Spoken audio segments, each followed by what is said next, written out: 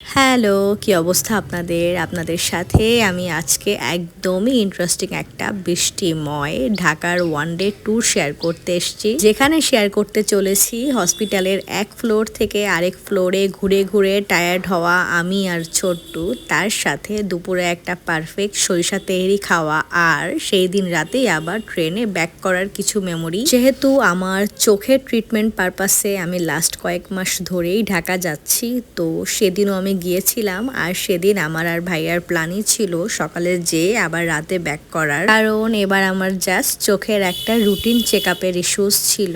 আর সেই জন্যই আমরা একদম ভোরবেলা বাসে ওঠার জন্য ময়লাপতা মোড়ে দাঁড়িয়েছিলাম। ভোর 5টার বাস ছিল, আর আমার বাসা যেহেতু ময়লাপতাতেই, তাই আমার খুব একটা হ্যাসেল হয়নি। বাসা থেকে ওয়াকিং ডিস্টেন্সেই বাসে উঠেছিলাম। দেন বাসে উঠে সকালবেলা সুন্দর পরিবেশটা ফিল করতে করতে আমরা ঢাকায় যাচ্ছিলাম।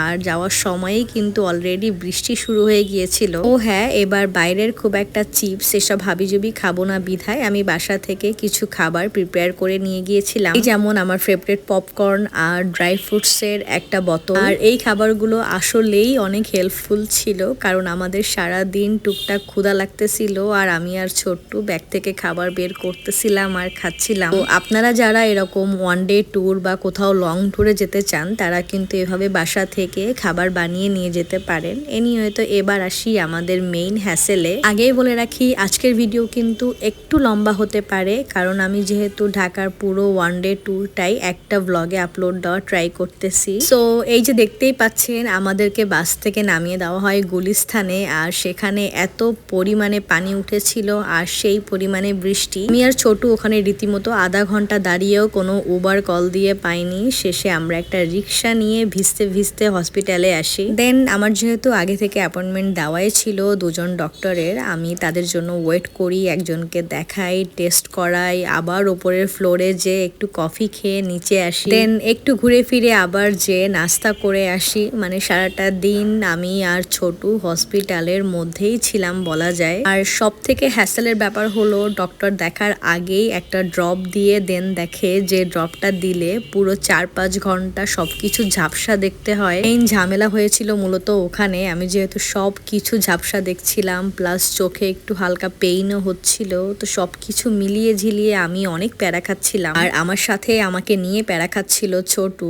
তো আসলেই আমি অনেক লাকি এরকম একটা ভাই পেয়েছি, যে কিনা বড়ইয়ার মতো সমস্ত আবদার, সমস্ত কষ্ট একদম হাসি মুখে মেনে নেয়। তো যাই হোক, আমরা হসপিটাল থেকে লাঞ্চের জন্য একদম হসপিটালের অপোজিটে একটা রেস্টুরেন্টে যাই। সরিষা বাড়ি বা কিছু একটা নাম ছিল, ধানমন্ডি 27 আই হসপিটালের একদম অপোজিটে। যদি কেউ ওখানে যান, ট্রাই করে দেখতে পারেন, তাদের খাবার বেশ ভালো। দেন ওখান থেকে খেয়ে দিয়ে আমি আরো এক কাপ চা খাই, কারণ আসলেই অনেক টায়ার্ড লাগতেছিল।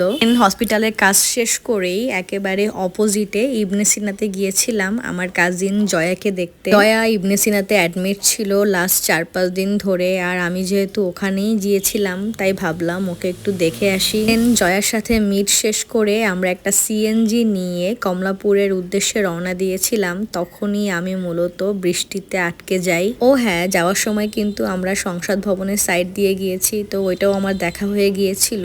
আর এই যে অলরেডি দেখতে পাচ্ছেন কি পরিমাণে পানি। আমাদের ট্রেন ছিল 8টায়, আর আমরা অলমোস্ট 6টার দিকে বেরোই। তারপরেও আমরা ঠিক মতো পৌঁছাতে পারবো কিনা ভয়ে ছিলাম, কারণ এত পরিমাণে জ্যাম আর পানি ছিল রাস্তায়। রীতিমতো দোয়াইনুস পড়তে পড়তে আমি আর ছোট্টু যাচ্ছিলাম। তারপর না, আল্লাহ রহমতে আমরা বেশ আগেই পৌঁছে যাই। স্টেশনে যে আমি আরো 2 কাপ চা খাই, কারণ আমি এতটাই টায়ার্ড ছিলাম যে কোনো মতে বসতে পারতেছিলাম না। আর একটা কথা মেনশন করা হয়নি, সেদিন ঢাকা যাওয়ার সময় আমার ফ্রেন্ড শান্তর সাথে দেখা হয়ে গিয়েছিল বাসে। ও ঢাকা গিয়েছিল ইন্টারভিউ দেওয়ার জন্য। ও আমাদের সাথে দেখা হওয়ার পরেই জানিয়েছিল যে ও ওই দিনই ব্যাক করবে, তাই বেশ আমরা 3 জন একসাথে ঢাকা থেকে খুলনা ব্যাক করার প্ল্যান করি। তখনই ছোটু ওর জন্য ট্রেনের টিকিট কাটে, আর লাকিলি ওর ট্রেনের সিটটাও আমাদের কাছেই ছিল। অ্যান্ড দেন আলহামদুলিল্লাহ আমরা বেশ মজা করতে করতে, আড্ডা দিতে দিতেই পুরো জার্নিটা অনেক এনজয় করি।